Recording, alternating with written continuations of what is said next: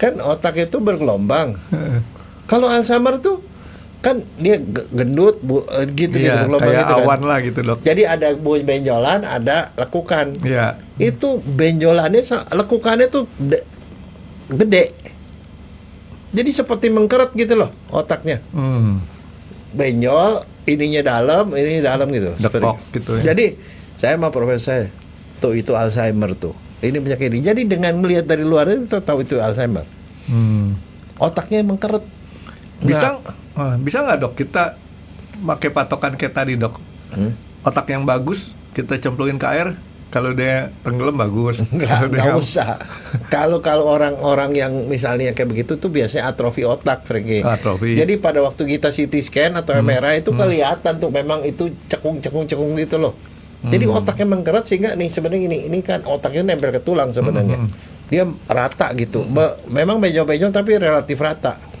Tapi kalau dia itu ada yang nggak nempel dan cekungan di dalam, jadi itu dia kita bilang atrofi otak. Dia bilang itu Alzheimer. Terus apa lagi? Sama profesor saya dipotong di dalam otak, potongan otak itu ada gambaran, itu namanya plak. Senile plaque. Jadi plaque itu adalah daerah otak yang bukan kosong, itu ada benda-benda yang bulat-bulat, itu banyak di situ.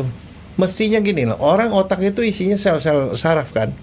Ini sel sarafnya itu banyak daerah yang seperti kayak bukan kosong, itu keisi dengan benda-benda, namanya plaque. Jadi bukan sel otak isinya. Bukan. Ya? Itu daerah yang nggak berfungsi. Masalahnya mestinya plak itu ada segitu itu kalau umurnya 80 tahun, 90 tahun. Makin tua makin banyak. Makanya orang pikun itu orang tua biasanya. Tapi dia ini kondisinya itu plaknya lebih banyak daripada normal. Mungkin plak itu kalau buat orang tua buat ngisi supaya nggak koplok kali dok ya? Nggak tahu, tapi pokoknya plak itu. Nah sekarang saya bilang kenapa bisa ada plak begitu, Prof? Sampai sekarang juga kita nggak tahu, tapi itu adalah protein yang ada di dalam situ yang bikin sehingga daerah-daerah yang ada plaknya itu nggak berfungsi.